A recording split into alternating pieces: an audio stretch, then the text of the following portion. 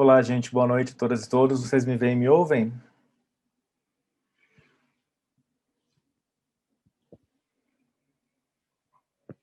Beleza. Só vou colocar o fone.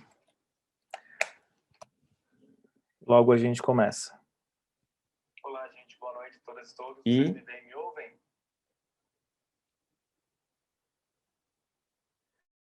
Só um minutinho que eu vou ajustar algumas... Pronto. Vamos lá.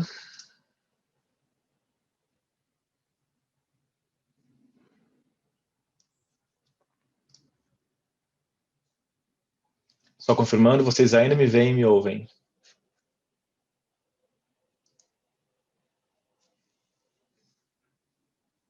Maravilha. Então a gente já pode começar. Bom, todas e todos muito bem-vindas, bem-vindos. Esse é o nosso plantão de dúvida de política internacional, um dos plantões de dúvida que nós teremos de política internacional. Só lembrando vocês que eu estou aqui no Zoom, mas eu também estou acompanhando o que está acontecendo no chat no YouTube. Então, qualquer coisa, se alguém estiver no YouTube e quiser mandar perguntas ou algum comentário, pode fazer. Talvez tenha um pequeno delay, mas isso vai ser suficiente para que a gente possa efetivamente responder o que está aparecendo aqui. E, bom, como que vai ser o esquema desse nosso último momento de política internacional comigo antes da prova? Eu recebi algumas perguntas de vocês pelo Instagram, então eu vou falar sobre essas perguntas, sobre esses temas, mas eu acho importante a gente comentar algumas outras coisas a título de prova mesmo, que são muito importantes nesse momento, nessa reta final. Isso porque vocês precisam ter segurança, vocês precisam estar tranquilas e tranquilos para esse momento, e saber o limite daquilo que vocês precisam entender, precisam saber, é fundamental para que vocês consigam ter essa tranquilidade. E eu falo como alguém que, tudo bem, já faz algum tempo, mas eu já fui candidato para essa prova, e eu me lembro que a primeira vez que eu fui fazer essa prova achando que eu estava preparado, eu fui entregar meu RG, eu estava tremendo quando eu entreguei meu RG. E naquele momento, eu me dei conta que eu, uma pessoa que normalmente sou tranquila em prova, estava deixando a parte emocional me afetar profundamente nessa prova.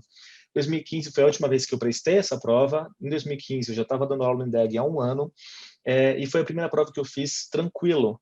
Eu já estava sem estudar outras matérias além de política internacional por um ano, e mesmo assim, mesmo nesse contexto, eu consegui chegar até a última fase. Então, a tranquilidade foi algo que me fez uma diferença muito grande na hora de fazer essa prova, e por isso é o que a gente foca nessa reta final. Mais do que conhecimento, mais do que conteúdo que vocês já vêm acumulando ao longo dos últimos tempos, o importante é que vocês tenham tranquilidade, respirem fundo para que vocês consigam acessar efetivamente todo o conhecimento que está na cabeça de vocês. Algumas recomendações básicas, acho que todo mundo faz, mas só relembrando, cheguem na prova com antecedência, ainda mais nesse momento difícil em termos de lugar, em termos de, enfim, segurança. Chegue com antecedência, procurem se tranquilizar, procurem, enfim, respirar fundo com máscara, mas respirar fundo, se acalmarem para que vocês consigam ter essa claridade nesse momento tão importante. Essa clareza, essa calma para vocês acessarem esse conhecimento. A título de informações, teve uma pergunta que me fizeram que é muito comum, e aí já começando essa parte de reta final, que quais são os sites e quais são os assuntos que são recomendados para ver, para dar uma última olhada em atualidades nesse momento. Para a questão de atualidades, e na verdade para quase tudo nessa prova, tem uma regra fundamental que eu sempre falo, que é a regra, enfim, na falta de algo melhor, é a regra REP. São 3 temas, 3 pontos que vocês precisam avaliar para ver se algo é importante, se uma notícia ou se um artigo que vocês leem é importante para essa prova. O primeiro deles é se ele é relevante, e como vocês sabem se ele é relevante ou não, se ele é mencionado no edital. Já apareceram questões que não estavam expressamente mencionadas no edital de política internacional? Sim, mas é raríssimo e vocês veem esses temas por causa do estudo, da preparação de vocês como um todo. Então é focar naquilo que está efetivamente mencionado no edital. Depois do R, o E é estável, então tem que ser um tema que seja estável o suficiente para que vocês consigam passar isso para o caderno de vocês e para que o examinador consiga pegar esse tema e transformar numa questão que não se modifique ao longo das semanas, dos meses para essa prova. Qualquer número, qualquer avaliação, qualquer ponto que se modifique ao longo do tempo é recurso em potencial, é uma questão anulada em potencial. Então, além de relevante, estável. E o terceiro é que seja um tema que seja politicamente aceitável, que não seja um tema politicamente sensível. Vocês devem se lembrar que a Folha já anulou algumas questões dessa prova, justamente colocando matérias pelo Brasil, pela prova ter apresentado algumas questões que poderiam representar uma saia justa para o Brasil. Então, esse último tema de sensibilidade é um outro ponto importante. Não pode ser um tema politicamente sensível. Então, a regra do REP, né? Relevante, estável e politicamente aceitável para essa prova. Dito isso, tudo que a gente for ler tem que estar dentro disso, então tem que ser uma leitura que tenha a ver com a prova, que seja relevante de acordo com os conteúdos mencionados, que não seja um tema sensível para o Brasil, ou uma opinião que seja sensível para o Brasil, ou que seja contrária ao discurso oficial. E a mesma coisa para as notícias que vocês leem. As notícias têm que ser relevantes, têm que ser estáveis para que elas sejam efetivamente transformadas em questões e tem que ser questões que tem que ser temas, né, que não são sensíveis ou que não coloquem o Brasil numa saia justa ou que não estejam contra o discurso oficial. Recentemente eu fiz uma questão sobre a OCDE e em várias das respostas dessa questão de terceira fase que eu sugeri, houve conteúdos, houve pontos que foram abordados por algumas candidatas e candidatos que estavam contrários ao discurso oficial. Isso nunca pode acontecer. Vocês sempre têm que lembrar que a perspectiva da qual vocês partem é a perspectiva brasileira. Dito isso, feita essa primeira introdução, a gente vai para algumas perguntas que foram trazidas e sintam-se livres, sintam-se à vontade para sugerirem mais questões aqui no chat, seja no Zoom, seja também no YouTube. Espero que o YouTube... Bom, parece que está tudo certo, que estou conseguindo ver as mensagens de vocês. Bom, primeira questão, o primeiro ponto que mencionaram foi sobre a Convenção Interamericana sobre o Racismo. Eu recentemente fiz um Momento Internacional, né, aquele meu quadrozinho no Instagram sobre essa convenção, e só relembrando, quando a gente fala de convenção, quando a gente fala de documentos que foram assinados recentemente, documentos que foram finalizados, documentos que foram ratificados, basicamente é importante vocês saberem dessas ratificações mais recentes quando o tema for relevante. Convenção Interamericana sobre o Racismo, o Brasil ratificou, mas é importante lembrar que, no caso de direitos humanos, o Brasil é signatário de virtualmente todos os documentos relevantes. Então, se aparecesse uma questão sobre algum documento relativo ao tema de direitos humanos, é praticamente certeza que o Brasil é parte desse documento, que ele assinou esse documento.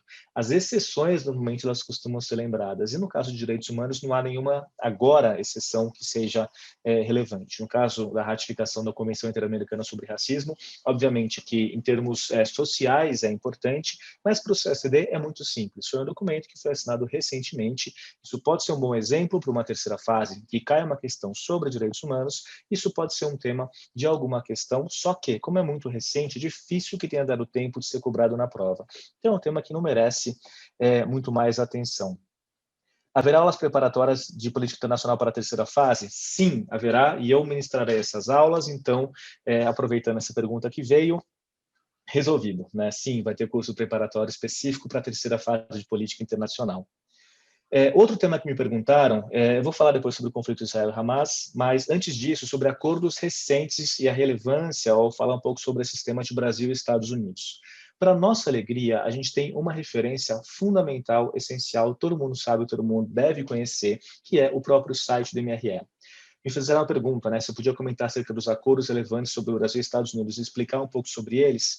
Para nossa alegria, todas essas respostas elas podem ser facilmente encontradas aqui. Eu vou mostrar para vocês, eu vou aqui compartilhar a minha tela, mas isso não vai apresentar grandes surpresas para vocês.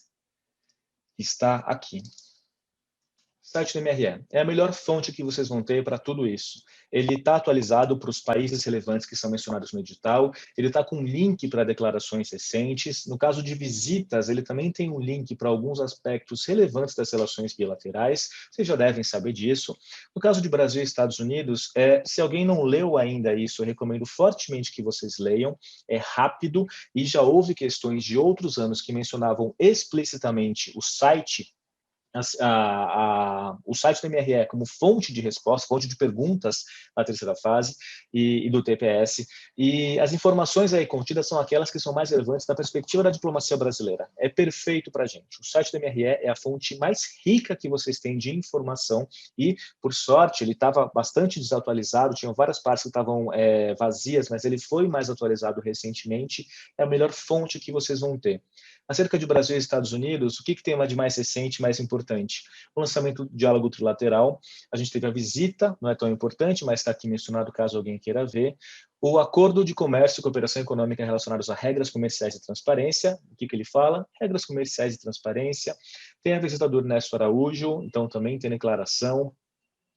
Basicamente, a visita do Bolsonaro também tem, e quando vocês clicam na declaração, vocês veem os principais pontos que foram abordados, então é interessante que, em geral, essas declarações elas fazem um apanhado das relações, o apanhado da evolução recente de temas que são importantes, como, por exemplo, o próprio tema da OCDE, que é aqui mencionado, o tema relativo a reflorestamento. Então, a melhor fonte que vocês vão ter para as notícias e para os acordos entre o Brasil e Estados Unidos, ou Brasil e Argentina, ou Brasil e China recentes, é o próprio site do MRE. Vocês se lembrem que não é exigido de vocês que vocês sejam especialistas em nenhum assunto nessa prova, exceto política externa brasileira. Isso quer dizer o quê? Que a orientação acerca da política externa brasileira, o que aconteceu com os governos, o que aconteceu nesse nível da própria diplomacia brasileira, vocês precisam conhecer a fundo. Vocês conhecem isso na hora que vocês começam a preparação. Sobre os outros países do edital, alguns são pedidos com algum nível maior de profundidade, mas esse nível maior nem se compara com o que é o Brasil. Ainda é relativamente raso e mais generalista. E a mesma coisa relativa aos acordos. Vocês não vão ser exigidos saber detalhes de acordos que foram assinados, basta vocês saberem alguns exemplos de acordos recentes para a terceira fase e vocês darem uma olhada aqui para vocês verem a quantas anda a relação. E por que que esse dar uma olhada parece besteira e parece algo meio sloppy, mas não é o caso? É porque na prova de política internacional, essa é uma especificidade que vocês precisam se lembrar, vocês vão ter 3 tipos de questão. As questões fáceis são as questões que vocês viram efetivamente a resposta ao longo dos cursos que vocês fizeram. As questões difíceis, que é o que a gente chama, o Luigi sempre fala isso, é a cota da banca, são aquelas questões que você dificilmente vai acertar e você não tem que se preocupar com elas, porque elas estão lá para serem deixadas em branco ou para te desestabilizar, para você ficar se questionando. Não interessa, isso é 10% da prova no máximo, não tem problema. Boa parte das questões, cerca de 40%, 30% são as questões de nível moderado. E qual que é a especificidade das questões de nível moderado? São questões que você não vai ter certeza da resposta, mas as informações que você viu na sua preparação, elas vão ser capazes de te dar indícios da resposta bem fundamentados. Uma boa parte da prova de política internacional, vocês vão ter que ser ousados na hora de responder, e vocês vão ter que dar chutes que são fundamentados no que vocês sabem. Por isso que esse dar uma olhada é para que vocês tenham na cabeça de vocês a quantas anos a relação, para que vocês tenham capacidade de dar esses chutes fundamentados. Vocês não vão ter todas as respostas e vocês não podem deixar em branco aquilo que vocês não têm certeza. Não é assim que funciona em política internacional. E eu mesmo me tomo como exemplo. Em 2014, aquela prova que eu estava nervoso, eu deixei muita coisa em branco por não ter certeza. E eu não passei para a fase avançada por meio ponto naquele ano, e eu percebi que se eu tivesse pego todas as questões que eu tinha anotado a resposta, mesmo com os descontos dos erros, eu teria tido 3,5 pontos a mais, eu estaria nas fases avançadas. No ano seguinte, justamente por eu estar mais tranquilo, eu acabei respondendo tudo o que eu queria. Alguma coisa ficou em branco, é claro, mas eu ousei mais na resposta, e isso rendeu. Então, esse tipo de, de abordagem é importante. Esse tipo que vocês precisam ter é importante. No caso, os textos dos acordos não estão na página. Não tem problema, porque você não precisa consultar os textos dos acordos. Os acordos em si, eles são um tema marginal, eles são um tema de pouca relevância. O conteúdo do acordo em si não tem muita relevância. O que é importante é vocês saberem citar, mencionar alguns acordos, se for exigido, e não é nem algo que é pedido com frequência. O que é mais pedido nesses casos são as visitas presidenciais. Esses são temas que são mais relevantes, porque as visitas, em geral, elas acompanham alguns avanços nas relações. Algumas coisas desse tipo elas vão ter mais importância. Se tiver algum ponto específico que você esteja com dificuldade em encontrar, basta me escrever. O IDEG tem o meu e-mail, mas vocês também me encontram sem muita dificuldade no Instagram, caso depois vocês vejam alguma outra coisa. O site ele realmente ficou um pouco mais complicado desde a última desatualização, mas enfim, lembrando, vocês não precisam ler os textos dos acordos, vocês precisam saber os temas que foram abordados nesses acordos.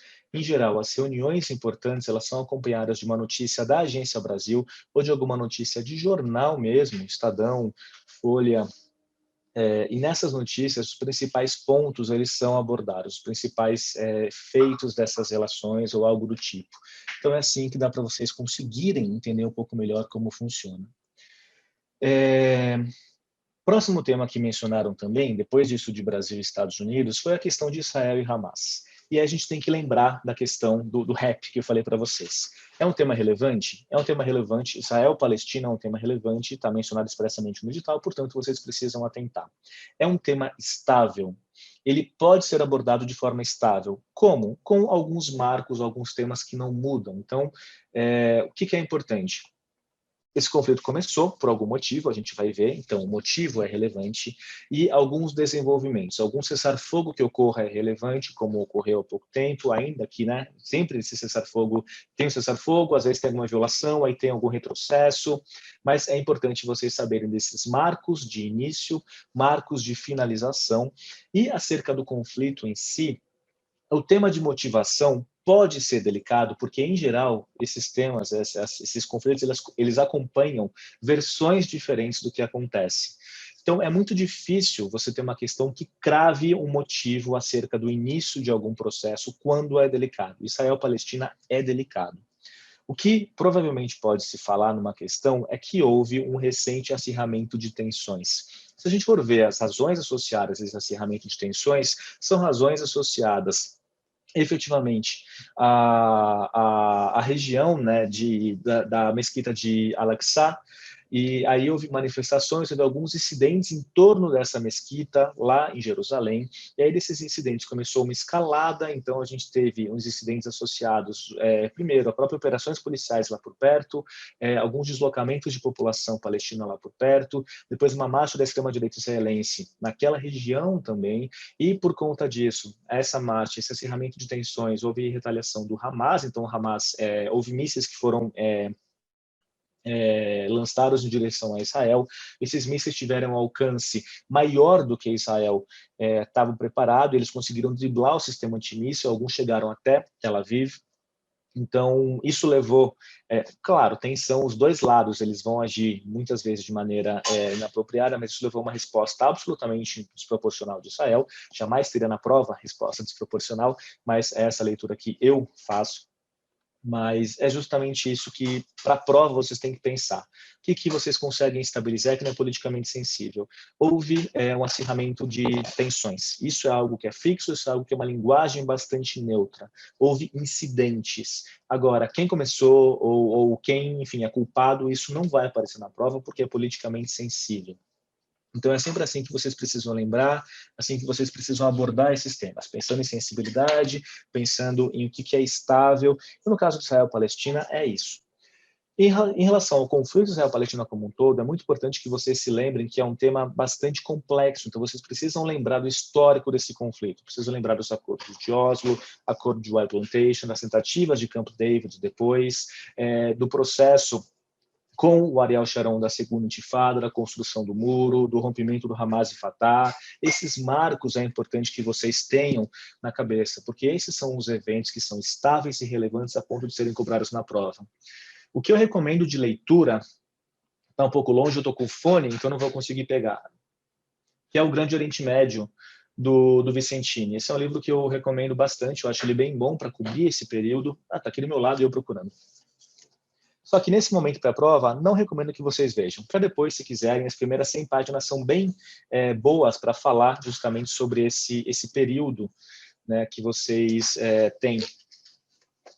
Mas, enfim, recomendaria fortemente que vocês dessem uma revisada no material que vocês têm, porque isso vai ser uma boa forma de vocês conseguirem esse panorama. Em relação a outra pergunta que fizeram, antes de eu passar para isso, é em relação acerca do gasoduto China e Rússia, né? O que isso tem de relevante? Obviamente, é um dos grandes eventos que a gente tem em termos de relação China e Rússia, são dois países que são explicitamente mencionados no edital, então é um tema que vocês precisam saber. O que isso pode trazer de questão? No TPS, é basicamente questão acerca da existência desse gasoduto, que ele mostra um nível maior de cooperação entre os dois países, isso mostra o aumento da interdependência entre os dois países, que é muito relevante. A Rússia é um importante produtor de hidrocarbonetos, a China é um importante consumidor desses hidrocarbonetos, você ter essa ligação direta é extremamente relevante e aumenta a interdependência entre os dois países. No caso da Rússia, obviamente, os recursos que vêm vão ser importantes para um país que não está numa situação economicamente muito confortável há algum tempo. No caso da China, ter uma garantia desse abastecimento também é muito importante. A China depende de manter a sua indústria aquecida, manter o seu projeto de desenvolvimento para manter sua estabilidade interna. Um país tão grande, ele só consegue se sustentar mantendo o seu desenvolvimento e a sua estabilidade interna. A própria sobrevivência do Partido Comunista depende da sobrevivência do projeto de desenvolvimento chinês, que depende de insumos vindo de fora e de escoar sua produção. É por isso que esse gasoduto é importante e ele se relaciona em relação à nova Rota da Seda, porque a nova Rota da Seda tem por objetivo justamente ter mais alternativas e garantir mais segurança para a entrada de produtos na China e para a saída de mercadorias. Esse é o grande ponto. Se você perceber a localização geográfica da China, vocês percebem que ela tem um litoral que é facilmente bloqueável. Você tem Japão, você tem Coreia, você tem as ilhas embaixo, você tem as Filipinas, você tem, enfim, todo um processo, e estreitos, né, por qual tem que passar Estreito de Malaca, Estreito lá do outro lado do Pacífico do Panamá, o Istmo do Panamá. Então, todos esses pontos, eles são difíceis na medida em que eles trazem para a China uma certa vulnerabilidade, porque ela tem um litoral, e é por lá que entram e saem os produtos da China, que é facilmente bloqueável. Você ter um posicionamento estratégico em termos de outros portos no mar, e você ter uma rota terrestre muito mais consolidada, está tudo dentro desse plano de garantir mais estabilidade, mais segurança para essa entrada de insumos e saída de produtos. Então, nesse sentido, é uma iniciativa que se conforma com a nova Rota da Seda, o gasoduto, justamente porque está tudo nesse objetivo de garantir a entrada de produto, de insumos e a saída de produtos da China. São todas iniciativas que estão justamente nesse contexto de a China garantir a sua posição e com isso, né, a gente tem um aumento da interdependência entre os estados.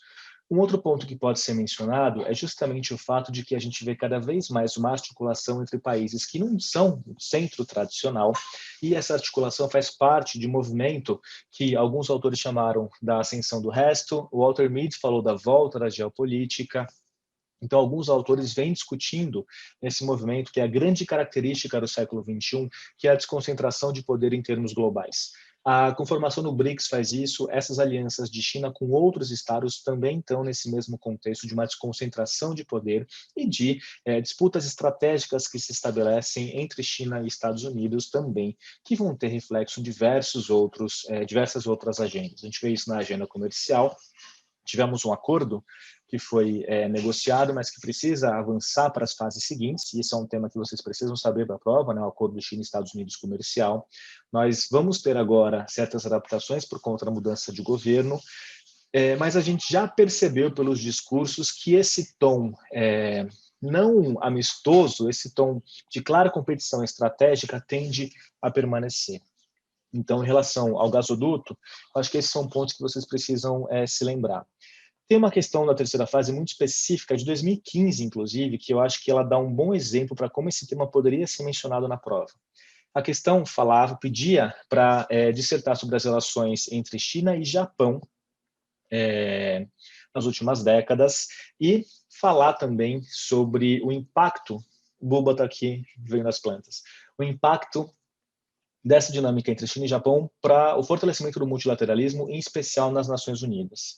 Você tem uma questão falando sobre relação China e Rússia, o impacto no multilateralismo e o impacto na distribuição de poder ou nas polaridades em termos globais é uma questão que poderia ser muito bem elaborada. E aí, quando tem questões falam sobre relação bilateral de países que não estão mencionados, que não são, né, o Brasil não faz parte, eles não vão querer que vocês se aprofundem, porque não é isso que é esperado. Vocês têm que saber profundamente Brasil. Agora, a dinâmica entre outros países, vocês precisam saber de marcos e conseguir articular esses marcos com os temas que são pedidos. Nesse caso, especificamente, esse é um marco importante para a China e Rússia, a construção desse gasoduto. Vamos ver, deixa eu ver. Outro tema, já falei sobre sites e assuntos, né? O principal é o site do MRE. Nessa última hora, o que eu recomendo? Que vocês vão no site do MRE e vejam em cada uma das agendas de cada um dos países os principais eventos que ocorreram e os mencionados no edital. Né? Provavelmente vocês já têm isso, né? Mas numa revisão de última hora, o site do MRE é a principal fonte que vocês vão ter. Se vocês veem algum evento específico e precisam buscar mais informação, gente, não percam tempo. Vai no Google, coloca lá, Israel Palestina, não viu muita coisa, precisa de uma revisão rápida, vai na Wikipédia, não tem problema. Vocês não estão aí para serem testados como acadêmicos, vocês estão aí para serem testados como possuidores de informação que, enfim, mais generalistas mesmo, que permitam a vocês fazer algumas análises, mas nada muito aprofundado. Então, vocês podem utilizar essas fontes bem rápidas, né? Como a própria Wikipédia, de verdade, não tem problema, vocês conseguem captar informação para esses eventos de uma maneira muito rápida. Além disso, a BBC, a Reuters, elas costumam ter, para esses eventos, esses conflitos, algumas linhas do tempo. Quando vocês colocam na busca, vocês rapidamente encontram. Então, sei lá, Israel Palestina, BBC, Israel Palestina, Reuters, vocês vão encontrar alguns históricos que são bem diretos, bem rápidos e que poupam muito tempo para vocês. A estratégia de vocês agora não é aprofundar. A estratégia de vocês agora é parar rapidamente umas arestas, mas ter tranquilidade acima de tudo, porque o conhecimento já está na cabeça de vocês. Qual assunto dentro do tema OMS que você acha que pode aparecer na prova? COVAX Facility?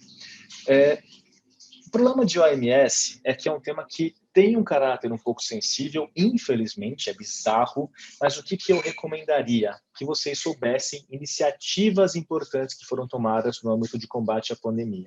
No Mercosul e no ProSul, vocês têm iniciativas que são importantes. Vejam essas iniciativas, estão lá no site do MRE, os encontros que teve, as reuniões de coordenação. COVAX Facility, sim, vale a pena saber que existe, é isso, não é se aprofundar. Em relação ao OMS, é saber de alguns pontos principais em termos do... tem o quê? Em relação à OMS, basta saber que ela faz parte do sistema ONU, basta saber o papel que ela teve em termos de coordenação, são questões bem gerais, assim. Não vai ter nenhuma questão que acabe trazendo para o Brasil nenhum constrangimento.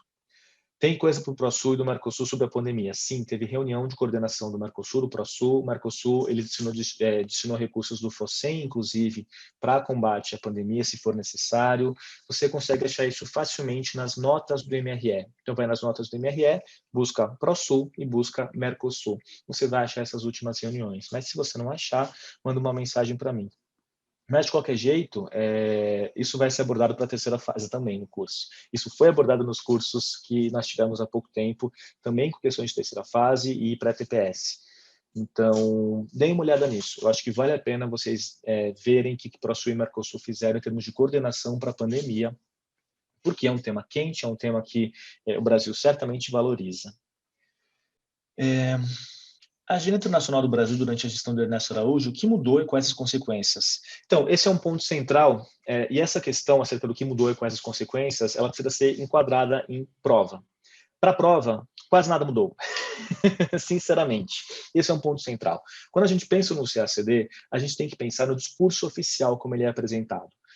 Na prática, muita coisa mudou. Na prática, o Brasil virou, enfim, foi execrado em termos internacionais, teve impacto gigantesco em termos de imagem.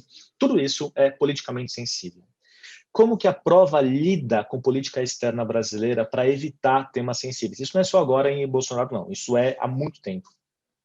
Quando a gente tem questões acerca de política externa brasileira no período nem 90, 95, enfim, do Itamar para trás, você tem análises que são consolidadas na historiografia. Essas análises permitem a gente ter uma certa estabilidade do que é cobrado, das críticas que são feitas, dos méritos dessa política externa. Então, para Itamar para trás, o máximo que teve foi Collor, na verdade, para trás. A gente tem questões na prova que elas exigem de vocês análise. Elas exigem de vocês articular pragmatismo responsável, política externa independente, fazer críticas em relação a esses governos. Para os governos mais recentes, justamente por conta da sensibilidade política, o que eles fazem? Eles cobram eventos majoritariamente. Então não vai ter uma questão criticando, melhor, nunca teve uma questão criticando o governo Lula, criticando o governo Dilma, criticando o governo FHC, criticando o governo Temer. Por causa dessa sensibilidade política, essas questões não aparecem dessa forma. O que eles cobram? Eventos. Reuniões das quais os governos participaram, acordos que os governos, porventura, estabeleceram, diretrizes muito gerais, em termos de, por exemplo, ampliar a cooperação Sul-Sul, esse tipo de coisa. Agora, juízo de valor, se é positivo ou se é negativo, não cai. Como que vocês podem saber o limite até onde vocês podem ir? Basicamente, é pegar os discursos oficiais dos chanceleres, exceto o Ernesto. O Ernesto, enfim, é seguramente o pior chanceler que nós já tivemos na história. Ele é seguramente uma pessoa extremamente complicada e que abandonou, enfim, eu nunca tinha visto isso. Ele é o primeiro diplomata que abandonou a diplomacia que eu vi. Isso é nos temas que eu trabalho na minha tese. O que ele faz é oposto à diplomacia, o que é muito complicado, né? Em geral, o presidente pode espalhar o que ele quiser, mas a diplomacia, ela tende a tentar adequar ou a tentar equilibrar, a tentar construir consensos. O Ernesto Araújo é um destruidor de consensos. Ele tem essa...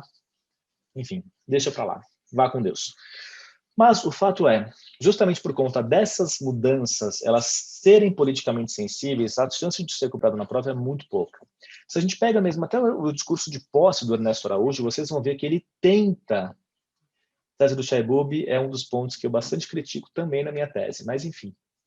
É esse o ponto. O Itamaraty sempre tenta trazer a sua política externa em termos de continuidade, em termos de respeito à tradição. Até o Ernesto Araújo, quando ele traz o discurso de posse dele, quando ele faz o discurso de posse, ele usa termos clássicos e tradicionais da política externa brasileira. Ele fala sobre universalismo, ele fala sobre Rio Branco, sobre tradição, sobre respeito a princípios, tudo isso ele traz. A diferença é que ele vai ter uma política, um discurso muito crítico aos governos do PT, e mesmo antes disso, né? Mesmo FHC. Então, isso é exótico. Quando a gente olha, portanto, dessas mudanças, o que teve de mudança e quais são as consequências, o ponto central que eu recomendaria é que vocês, enfim, atentassem ao discurso oficial, vocês evitassem críticas em termos de juízo de valor de governos recentes, porque isso não é o que a prova valoriza. Há 2 anos teve uma questão sobre globalização. Essa questão sobre globalização veio no momento que o Brasil estava com um discurso muito mais afeito à globalização e tal, acho que já estava no período, começando o governo do Bolsonaro, e essa questão sobre globalização teve algumas pessoas que elas colocaram como certa no TPS, simplesmente porque o governo tinha um discurso mais liberalizante. Só que elas não avaliaram efetivamente a assertiva. As pessoas que colocaram certo simplesmente por causa da orientação do governo erraram a questão. As pessoas que avaliaram a questão de acordo com o conteúdo que efetivamente estava lá, elas viram que tinha problemas, colocaram errado e acertaram a questão. Então, minha recomendação leiam a questão e avaliem a coerência da questão em relação a essa tradição, digamos assim, da política externa brasileira, se for uma questão mais analítica, e avaliem os elementos que efetivamente aparecem para vocês. Não façam análises precipitadas só para se conformar à orientação do governo. Em geral, isso não rende na prova. Em geral, a prova ela tem um critério muito mais criteriosa, né, do que chanceleres que tivemos. Mais uma questão, Brasil e as coalizões internacionais, G20, IBAS e BRICS. Em relação a G20, o que eu recomendo? vejam as últimas reuniões, deem uma olhada nas últimas declarações, os últimos 2 anos é suficiente, vejam quais são os temas que foram mais abordados, as discussões acerca de comércio, em geral, tem isso, problemas que houve, então, quando teve Trump, teve um certo constrangimento no G20 financeiro, perdão, não comercial, financeiro, G20 financeiro, justamente porque o Trump ele bloqueou qualquer condenação ao protecionismo na declaração final, então isso foi algo, né, um pouco delicado no contexto daquela reunião, mas basicamente, cerca do G20 financeiro, lembrem-se, como ele surgiu, qual foi a sua evolução, então ele surge em 99, depois das crises dos emergentes, ele é feito para coordenar políticas, ele só vai se tornar um fórum mais importante depois da crise de 2008, aí ele se torna uma reunião de cúpula, é o grande locus dessas discussões econômicas e financeiras em termos internacionais, e vejam as declarações, as últimas, daí não é ler com atenção, é ver os títulos para vocês saberem o que foi discutido. Em relação a IBAs, não teve muita novidade nos últimos tempos, né?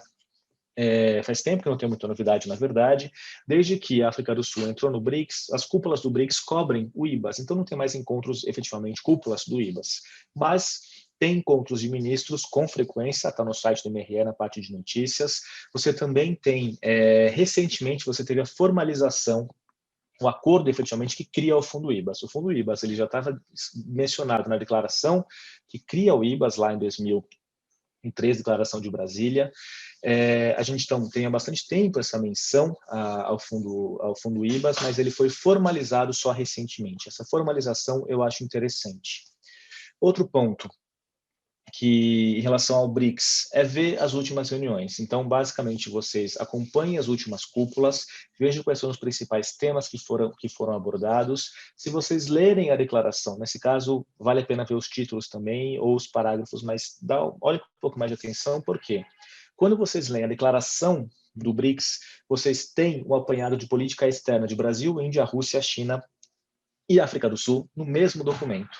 Como a declaração ela é feita por consenso, tudo o que está lá é aceito por todos esses estados. É uma ótima forma que vocês vão ter de fazer uma revisão da política externa desses países todos. Então, o IBAS perde importância para a prova? Para o BRICS na prova? Sim, perde. Já faz bastante tempo que a gente não tem questões muito... na verdade, eu acho que questão nenhuma quase sobre o IBAS. O BRICS é muito mais relevante para a prova. Diferença entre G20 comercial e G20 financeiro. G20 comercial é uma coalizão feita para atuar na OMC pela liberalização dos mercados agrícolas, pelo fim dos subsídios à exportação de bens agrícolas oferecidos pelos países centrais. Então, uma coalizão, grupo de países que se juntaram por um objetivo. O G20 financeiro é um fórum de discussão. Foi criado por estados para discutirem, para coordenarem suas políticas e buscar evitar contágio de crises, como tinha havido na década de 90 com as crises dos emergentes. A crise dos tigres de 97, Rússia 98, Turquia também, Brasil 99, depois da própria criação da Argentina 2001. Foi criado em 99 para essa questão de coordenação. Então, uma coalizão para dentro da OMC, para a liberalização de mercado agrícola e fim dos subsídios, e o outro é um fórum de diálogo entre países que passou a ser uma reunião de cúpula depois da crise de 2008. Basicamente isso. É tudo G20, mais uma comercial, outra financeiro, bom não confundir. Mais pergunta. Criptomoedas está em evidência como assunto e está no edital, sobre os seus impactos na economia mundial. No caso de criptomoedas, tem um texto, deixa eu encontrar aqui, é um texto bem simples, é do Seychelles, qual que é mais? O que a gente tem quando a gente pensa na elaboração da prova? As pessoas que elaboram as provas não são especialistas, em regra, em nenhum desses temas mais muito específicos, né? No caso de criptomoeda, não conheço ninguém que seja especialista nisso, que esteja perto da prova. Então, a cobrança que vai ter, ela vai ser muito mais superficial. E aí, a gente tem, em relação a esse tema, uma recomendação que eu faço para vocês, que é, só um minutinho, aqui. É o texto do Calixto, com X, não, perdão, não é isso mesmo, do Calixto e do Sichel, S-I-C-H-E-L e do Calixto. Então, se vocês colocarem Calixto com X e Sichel, criptomoedas, vocês vão encontrar essa referência. Ele é um artigo na Revista de Direito da Cidade, que tem um ótimo resumo do que é a criptomoeda, como que ela funciona, quais são os seus impactos. São 20 páginas, vocês passam isso assim, o olho por cima, vendo os principais pontos, em 20 minutos e cobre bem o tema. Se alguém não lembrar da referência, basta me mandar uma mensagem, mas eu vou colocar aqui no grupo, aqui no Zoom, eu vou conseguir passar para vocês. Então, é essa referência. Mas é um tema que não vai, enfim, não vai ser cobrado com profundidade. Sistema financeiro internacional. O tema de sistema financeiro internacional, ele tem um histórico, se vocês forem no site do FMI, você tem o histórico do FMI, mesma coisa o Banco Mundial, né? O Grupo Banco Mundial tem lá o seu histórico. Para esse histórico, o site do Banco Mundial e do FMI dão conta, mas em termos de sistema financeiro internacional, o que aparece no edital, é basicamente os temas relevantes a reuniões que ocorreram no G20, por exemplo, isso vai ser mais relevante, ao CDE, que não é exatamente sistema financeiro, mas enfim, o CDE, esse é um tema que ele é cobrado com muito mais profundidade e intensidade em economia. No caso de política internacional, basta vocês saberem acerca, por exemplo, da reforma de cotas do FMI, como que está o processo, que está travancado, estava travancado, né? Agora já estão buscando nova revisão das cotas, mesma coisa no Banco Mundial, que a revisão avançou mais. Que mais? Discussões acerca do G20, esses são os temas que são mais relevantes. Não são especificidades, tecnicidades, são temas políticos, né, como se apresentam. Questão de lulopetismo ter aparelhado Itamaraty. Bom, lulopetismo é um tema que não cabe nessa prova, porque a prova, como eu falei, ela evita qualquer coisa política. Em termos de avaliação ou críticas ao PT, isso vai depender muito, obviamente, da sua ideia. A prova ela tem uma percepção de evitar qualquer constrangimento político. Assim é a forma que essa prova funciona, justamente para, enfim, não se comprometer de nenhuma forma. Os governos mudam, o Itamaraty fica. O Itamaraty, mantendo um cuidado na hora de preparar essa prova, é uma garantia que vai ter de não se indispor sem necessidade, exceto no caso do antidiplomata. Então, no caso desse tema, não precisa muito comentar. O que eu estou falando aqui, isso que você está falando, eu creio que seja subjetivo e sensível, e não discurso oficial. O professor acabou de dizer que temos de atentar aos fatos e não entrar em questões sensíveis. O que eu falei exatamente? Que eu agora não me lembro.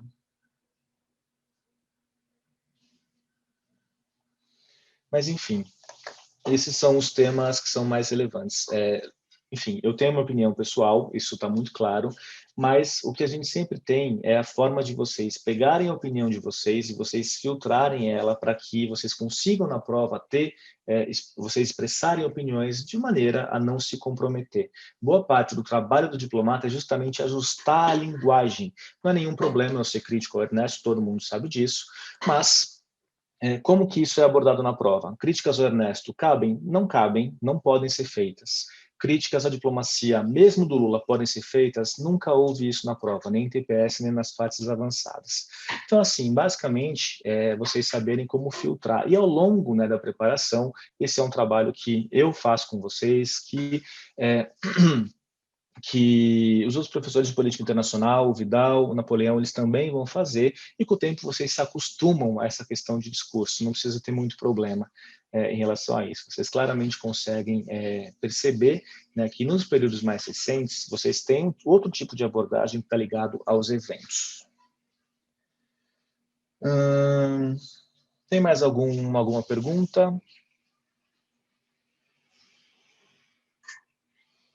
Bom, eu vou falar alguns temas, então, algumas recomendações. Pode fazer, André, por favor. Eu vou falar mais algumas recomendações enquanto as perguntas vêm, justamente para a gente conseguir, para ter algumas recomendações finais. Em termos de revisão, quais são os países que merecem mais atenção? China, Estados Unidos e Argentina. Esses são os 3 países que são cobrados de maneira muito específica na prova e com muito mais intensidade. Houve algum ano que teve mais questões sobre Rússia, houve ano que teve questão sobre o Reino Unido, sobre a Alemanha, mas, em geral, a Argentina, os Estados Unidos e a China são 3 países que são cobrados com muito mais intensidade na prova. Outros temas que merecem muito atenção, Mercosul e Prosul. Não sei se vocês viram, mas há pouco tempo, em setembro do ano passado, você teve uma declaração feita pelos países do Prosul dentro da ONU, e nessa declaração foi feita uma estrutura do Prosul. O Prosul não é uma organização, é o fórum, mas ele tem uma estrutura. Eu recomendo fortemente que vocês deem uma olhada nessa estrutura do Prosul. Está lá no site do MRE, na parte de notícias. Comércio internacional, o que tem mais probabilidade de cair? Esse é um tema também que gera bastante dúvida, porque é um tema muito amplo, né? Eu lembro que teve um ano que foi feita uma pergunta sobre se o Brasil estava entre os maiores parceiros comerciais da Rússia. No ano seguinte, teve muita gente desesperada me perguntando se precisava saber de cor quais são os parceiros comerciais de todos os países mencionados no edital. Não, não é isso. O que vocês precisam saber em relação a comércio? Números mais recentes, tendência em relação a superávit ou déficit, tendência em relação a produtos que são exportados para os países. Como que vocês veem isso? Vocês acessam o site do Comex Stat, que é o site do MIDIC sobre comércio exterior, e lá tem uma seção que chama Comex Fix. E nessa seção que tem Comex Fix, vocês têm uma ferramenta para visualizar essas tendências. Esse site está fora do ar há algum tempo. Então, estando fora do ar há algum tempo, a gente tem alguma dificuldade de conseguir essas informações. O que eu vou fazer, então, em face a isso? Eu vou passar para vocês, vou pedir para colocarem, né, lá no Instagram, eu acho que vai dar para fazer isso, colocar no Instagram um link para uma planilha que eu preparo todos os anos com as estatísticas de comércio exterior. Essa forma, esse link com as estatísticas, vocês vão ter os gráficos que eu preparei acerca de tendência de aumento do comércio ou de retração do comércio. Vocês vão ver quais são os principais parceiros comerciais. O que é importante vocês saberem? Quais são as exceções, né? Em geral, a gente espera que países do norte, em geral, você tem em relação, aqui, a situação da parceria, a China ela vai ultrapassar os Estados Unidos em 2009, né? Mas aí vocês veem isso claramente nos gráficos. O que eu recomendo que vocês saibam? Quais são os principais produtos exportados, né? Enfim, no caso da China é fácil, a gente tem a questão de ferro e soja, são os dois principais produtos. Quais são as tendências? Então, algumas exceções vão ser importantes, né? O que a gente tem de ideia padrão é que você tem nos países do Sul, eles exportam para os países desenvolvidos produtos primários e importam produtos industrializados.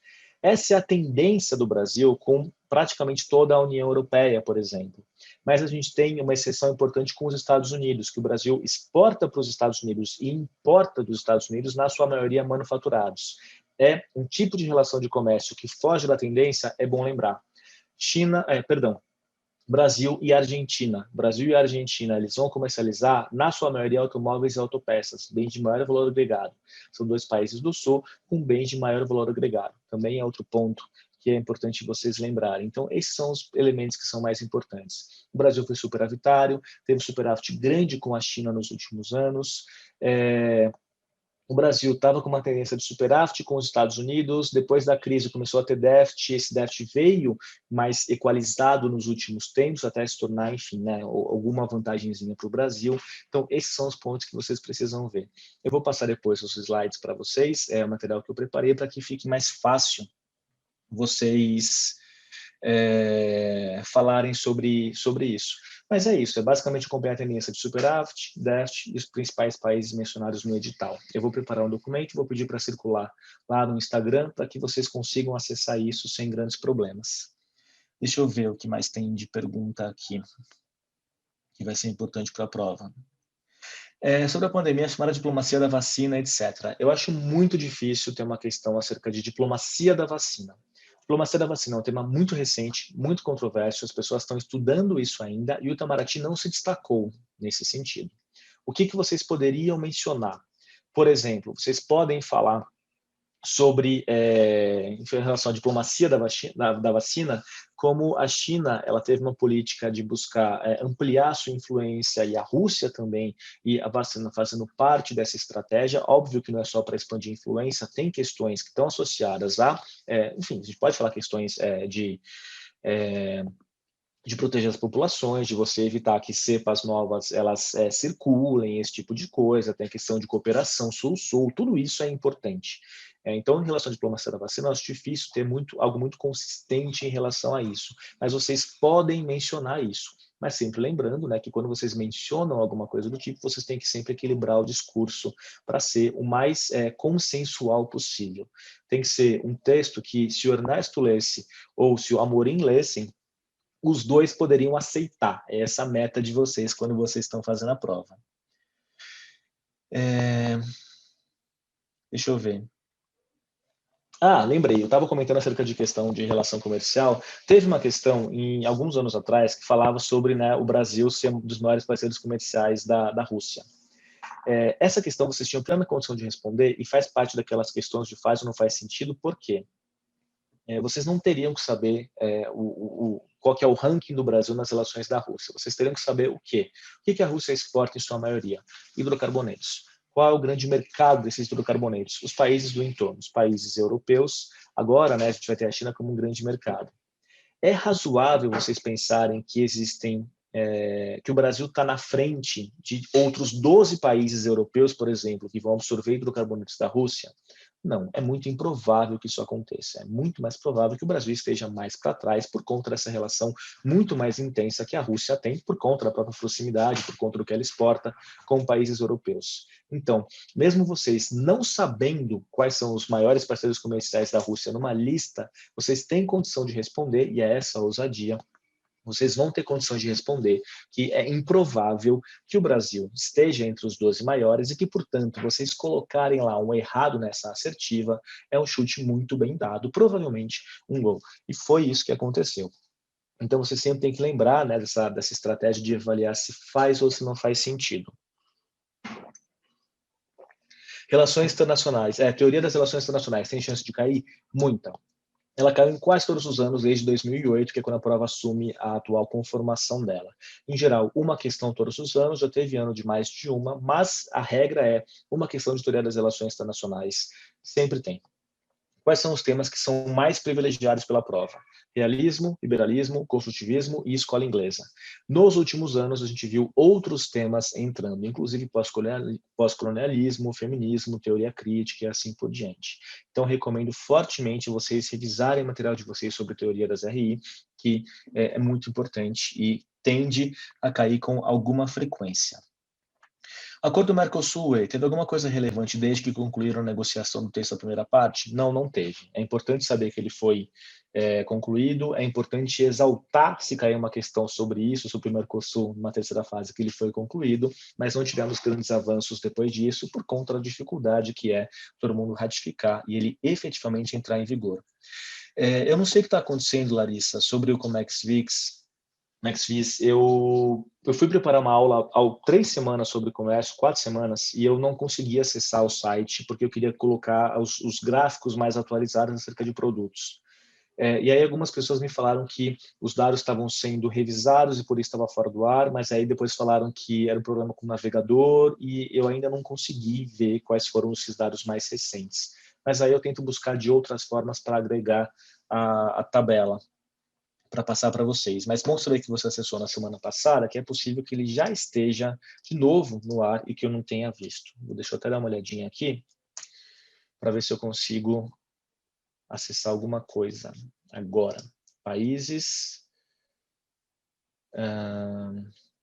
Alemanha, para mim continua não aparecendo. Eu não sei o que acontece. Se alguém souber o que acontece, para mim aparece isso aqui, ó. Então, se alguém souber o que acontece, por favor, me avise, porque eu ficaria muito grato.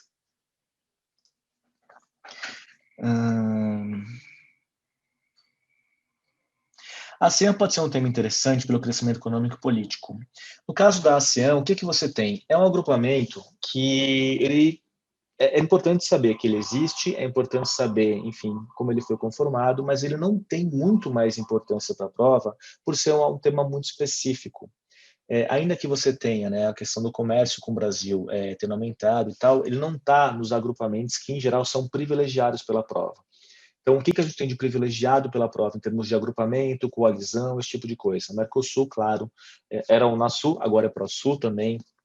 A gente tem a União Europeia, que obviamente tem um item digital só para ela, isso é importante.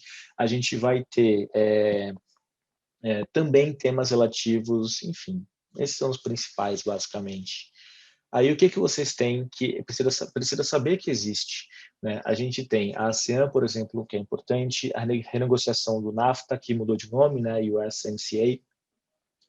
Então, a renegociação do NAFTA é importante saber que houve. Então, saber que existem esses outros agrupamentos também é importante. É importante saber que a parceria Transpacífico naufragou, mas você teve um outro agrupamento que, enfim, um outro acordo que foi assinado com os países que estavam na parceria Transpacífico sem os Estados Unidos. É importante saber de negociação entre Canadá e União Europeia para acordo de livre comércio, negociações que existem entre Estados Unidos e União Europeia que estão em curso. Então, esses pontos é importante vocês saberem, mas não tem como se aprofundar muito mais, não tem necessidade por causa do padrão da prova, né, por causa do olhar que a prova normalmente tem. Para a gente ver o que a prova, que costuma cair com mais frequência, a gente vê o edital, mas a gente também vê a tendência de anos anteriores. Então, esse é outro ponto que merece atenção.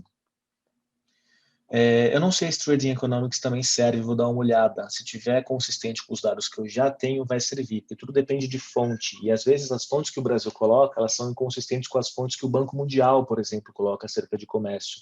A gente tem que usar as fontes brasileiras.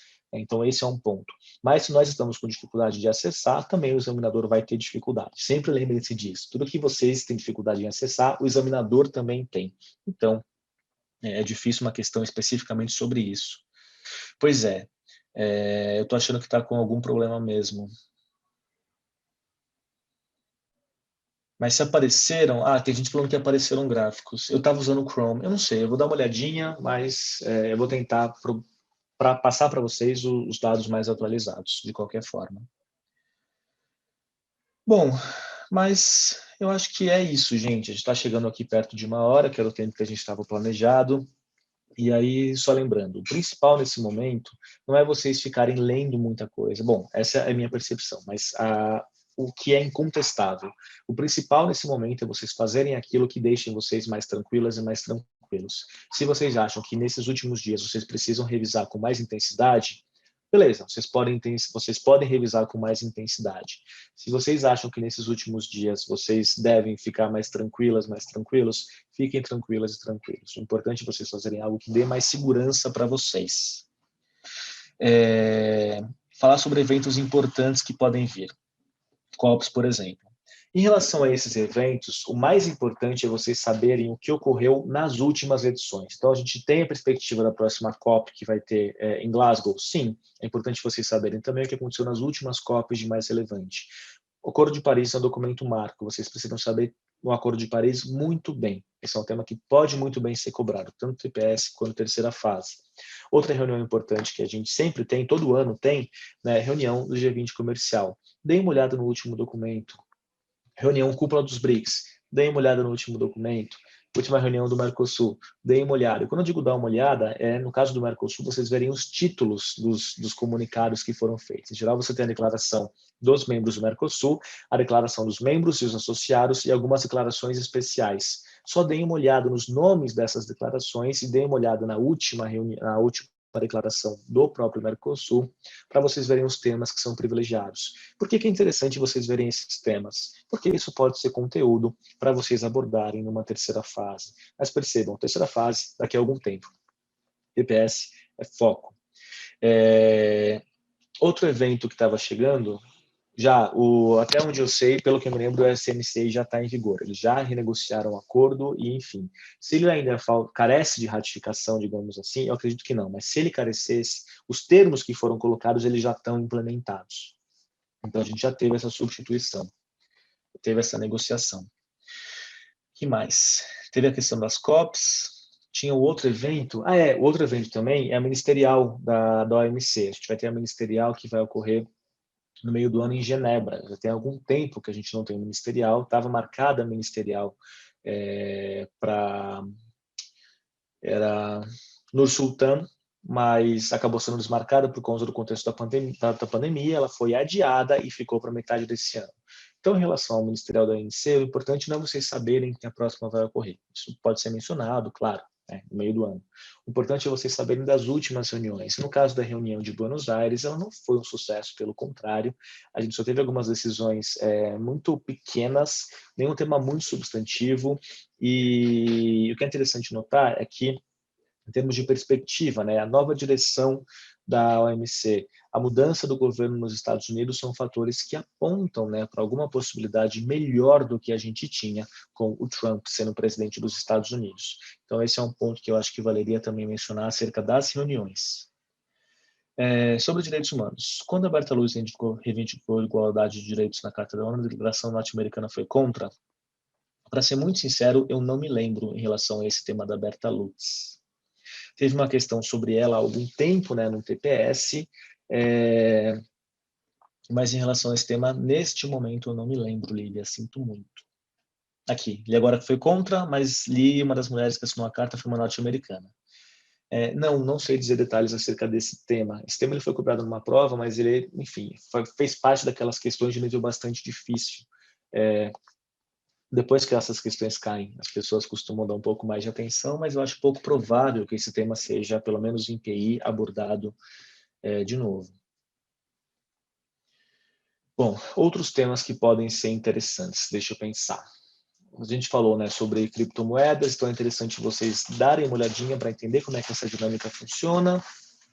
Em relação aos temas privilegiados para a prova, a gente tem Mercosul, China, Estados Unidos, Argentina, política externa brasileira de forma geral, sempre tem uma ou duas questões. Teoria das relações internacionais, tradicionalmente vocês têm uma questão de meio ambiente é esperada, uma questão de comércio, uma questão de direitos humanos acerca de eventos. Esses são temas que, enfim, apareceram com alguma frequência. OCDE, eu não sei se comentei antes do OCDE, mas eu recomendo fortemente que vocês façam uma revisão boa acerca de OCDE em relação ao processo de adesão do Brasil à OCDE e em relação às características dessa organização. E por que que isso é importante nesse momento?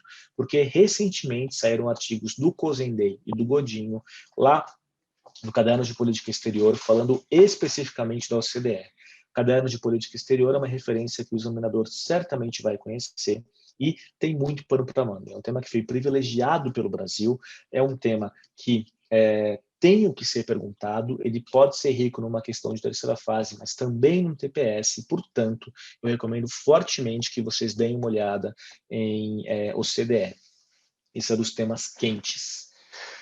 O que mais? Mais alguma dúvida, gente? Eu acho que das recomendações maiores que eu teria para vocês, as mais relevantes, eu acho que é isso.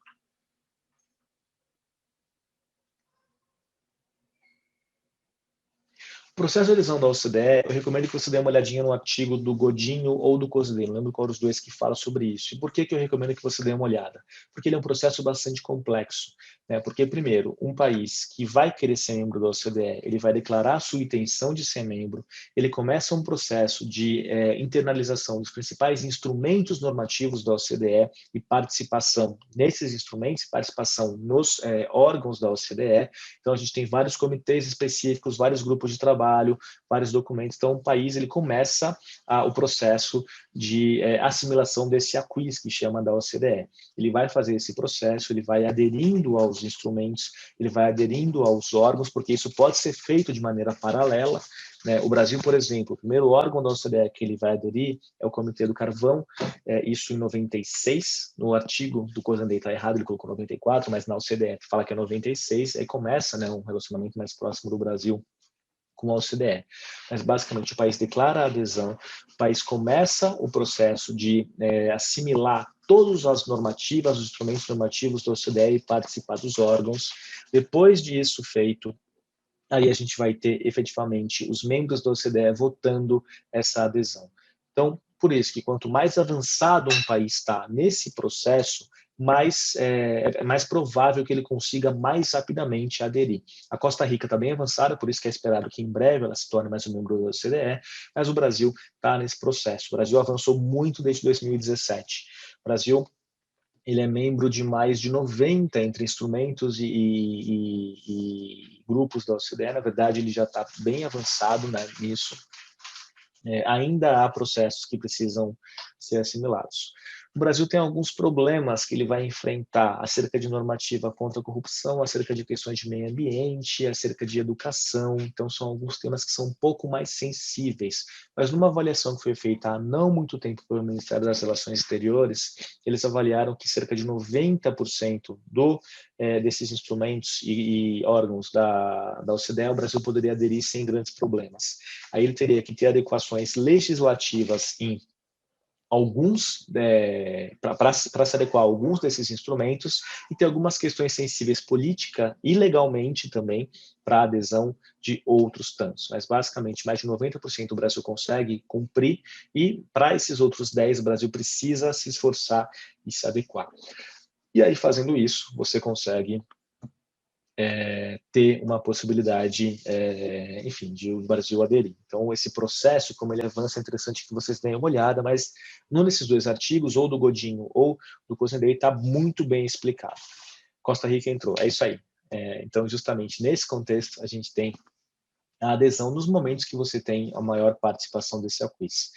RCEP é importante?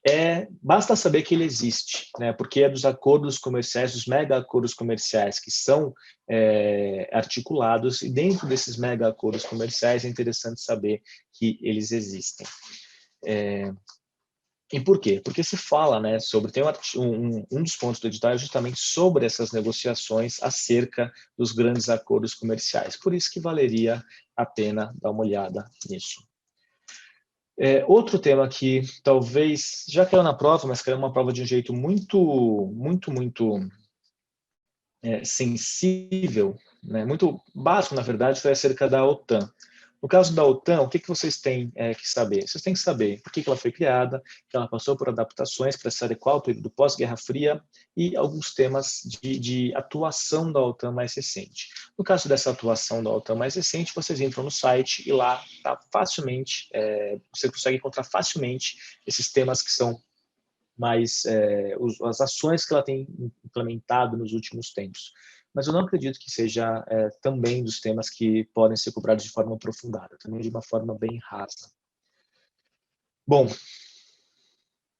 algo mais? Os países, agenda, conceitos, comércio, meio ambiente. ONU. ONU é sempre um tema meio delicado. No caso de ONU, quando eu digo delicado, não porque é difícil, mas é porque ele exige uma preparação específica, tanto para EPI quanto para direito. É muito importante que vocês saibam quais são os órgãos da ONU, qual que é a função desses órgãos da ONU, e a mesma coisa vale para a União Europeia.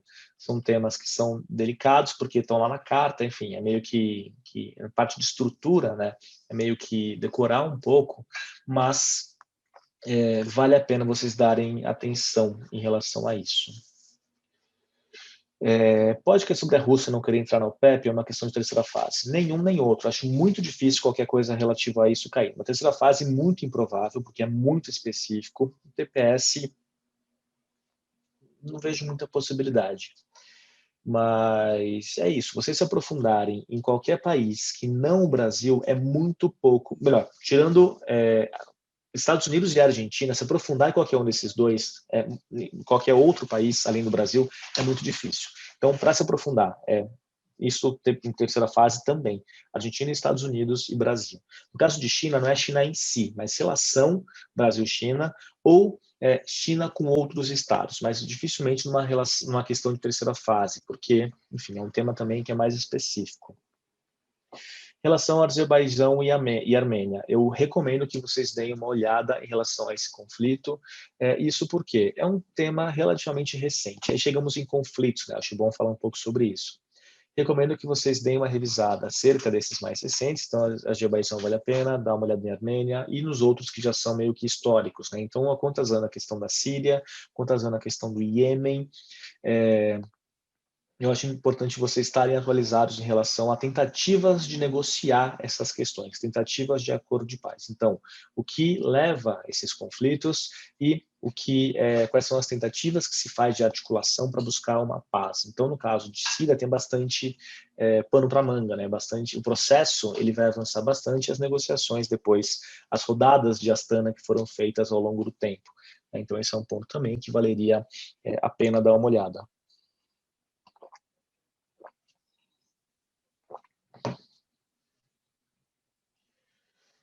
A evolução da política ambiental no Brasil no século XX cai em PI ou em geografia? A parte interna de criação de IBAMA, criação de legislação, tudo isso cai em geografia exclusivamente. Nunca teve nada em PI para isso. A parte de grandes conferências internacionais, atuação no Brasil, agenda, resultados de conferências internacionais, pode cair tanto em geografia quanto em PI. Mas a parte interna, só em geografia mesmo. Então, basta saber quais foram as conferências, qual era a agenda, quais foram os resultados, qual é a posição do Brasil. Esse é o manual clássico para essas conferências. Ainda que a Rio+20 tenha algum tempo, enfim, né, o que saiu da Rio+20 tem importância mais para frente. Então, é bom vocês lembrarem, né, dos Objetivos do Desenvolvimento Sustentável, né, que fazem parte justamente dessa agenda do desenvolvimento pós-agenda pós-2015, né, que é a Agenda 2030 agora. Então, dei uma revisada, né, nos resultados da Rio+20, dei uma revisada nos resultados de COPs, dei uma revisada nos Objetivos do Desenvolvimento Sustentável, isso vale a pena. E o site do MRE também tem umas informações interessantes enfim, ajudam acerca disso. Tem um outro tema que nunca caiu na prova, e agora é puro achismo, mas eu acho que vocês já... Não achismo, é um tema que em geral é negligenciado. Mas por que eu vou mencionar? A parte de espaço nunca caiu na prova. A gente já teve questão na prova sobre plataforma continental, mas a gente não teve uma questão sobre espaço. Mas, recentemente, no Caderno de Política Exterior, saiu um artigo muito completo de síntese sobre a questão de espaço. Então, para fazer uma questão sobre esse tema, seria muito simples, porque o artigo vai cobrir muito bem as características desse regime, né, em relação ao espaço. E como é um tema que nunca foi cobrado, é um tema que pode derrubar muita gente. Recomendaria vocês também darem uma olhada lá no Caderno de Política Exterior, nesse artigo sobre espaço. Se vocês não tiverem tempo, se vocês tiverem outras prioridades, tudo bem, mas é só porque temos uma referência mais recente acerca desse tema que pode ser interessante. No caso de cooperação internacional do Brasil, pode cair? Pode cair. Isso é um tema que caiu algumas vezes já. Como que eu recomendo que vocês estudem para a parte de cooperação internacional do Brasil? O site da Agência Brasileira de Cooperação tem histórico da agência, tem características da cooperação do Brasil, tem alguns projetos que são mencionados. Isso já é bastante importante. No próprio site do MRE, parte de cooperação Sul-Sul, também vale a pena dar uma olhada, porque você tem parâmetros, vocês têm diretrizes. O site do MRE é uma referência bastante importante para vocês e bastante simples para os mais diversos temas. Quando vocês correm lá para a parte do site, para baixo, na área de atuação, vocês conseguem ver diversos temas que são relevantes. Tem especificamente um tema de cooperação internacional. Aí tem Agência Brasileira de Cooperação, cooperação educacional, esportiva, humanitária e técnica. São textos curtos que vão deixar bem claro quais são as prioridades no Brasil, vão dar alguns exemplos, é uma maneira bem rápida e prática de vocês estudarem para essa prova. Então, é uma outra recomendação que eu faria para vocês. Bom, eu acho que é isso. Eu falei da questão do espaço, eu lembrei, tem um tema que eu ainda não mencionei aqui, mas é um tema que cai com muita frequência, que é a parte de não proliferação nuclear. Pelo fato do Brasil ter atuado há pouco tempo com o TEPAM, pelo fato de a gente ter tido, né, alguns avanços, portanto, recentes nessa agenda, eu recomendaria fortemente que vocês dessem uma olhada. Também, para nossa alegria, há pouco tempo, o Sérgio Duarte ele publicou um artigo também no Caderno de Política Exterior, e nesse artigo no Caderno de Política Exterior, ele faz um apanhado das principais características desse regime em pouquíssimas páginas. São, sei lá, 20 páginas. Então, é uma outra referência para vocês. Mas esse também é dos temas que certamente vai ser abordado no nosso curso de terceira fase, porque enfim, sempre é um tema quente.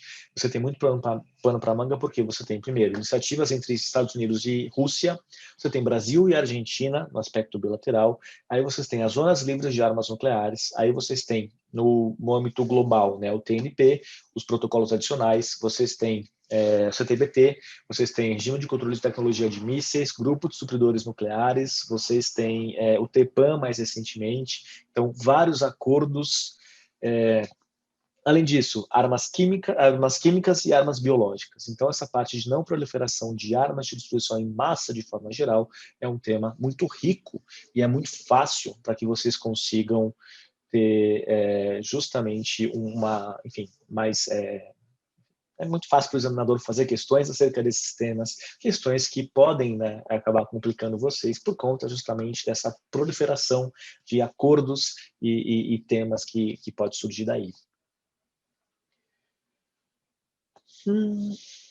Vamos ver, vou dar uma última olhadinha no site do MRE para ver se tem algum outro tema que aparece aqui que eu não mencionei. Lembrem-se dos acordos de facilitação e dos ACFIs, dos acordos de cooperação e facilitação de investimento que o Brasil lançou, o modelo diferente de cooperação que o Brasil lançou. Isso é interessante.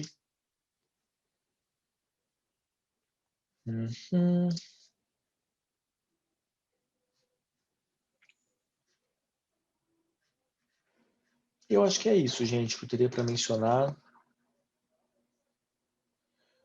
Não proliferação nuclear, a fonte não recomendada é esse acordo que tem no caderno de política exterior do Sérgio Buarque. Deixa eu achar aqui. Sérgio Duarte, perdão.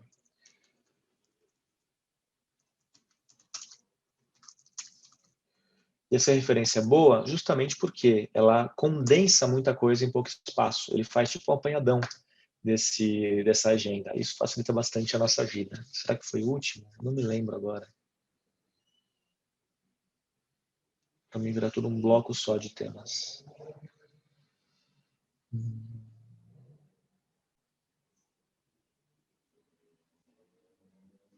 Acho que não, acho que foi o penúltimo.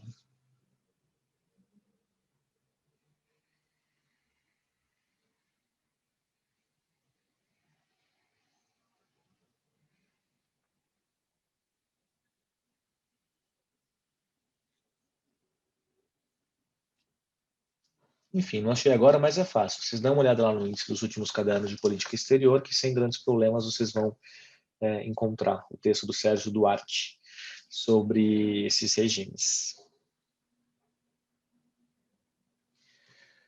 E acho que é isso, gente. A gente fica por aqui. Agora eu vou precisar encerrar. Tem uma mensagem maior aqui. E uma grande alegria ver colegas por aqui também. E é isso, gente. Eu agradeço as mensagens que vocês mandaram, agradeço sempre o carinho que vocês têm por mim, agradeço muito a companhia de todo mundo que esteve nas aulas esse tempo todo. Espero ter conseguido, enfim, auxiliar vocês nessa caminhada, espero conseguir auxiliar vocês para a terceira fase. Contem comigo com o que precisar. E espero, né, claro, que vocês consigam sucesso nessa empreitada, que vocês tenham sucesso nessa prova, mas não se esqueçam que a vida vai muito além de se ACD. Isso também é importante para vocês terem essa segurança, né, que as coisas caminham bem. Então é isso, minha gente. Ficamos por aqui. A parte de PI se encerra nesse momento e em breve vocês vão ter o Sloboda falando sobre direito internacional, tá certo? Mas um grandíssimo abraço. 2016, caderno de política exterior. Acabaram de me falar do Sérgio Duarte. Mas é isso, um grandíssimo abraço a todas e todos. Espero que vocês tenham sucesso nesse fim de semana. Fiquem tranquilas, fiquem tranquilos. Foquem, né, na saúde de vocês, no bem-estar de vocês e façam o melhor de vocês. Não tenho dúvida que vocês vão fazer o melhor de vocês e para isso mantenham a calma, respirem fundo e nos vemos por aí. Um abraço, gente, e até mais.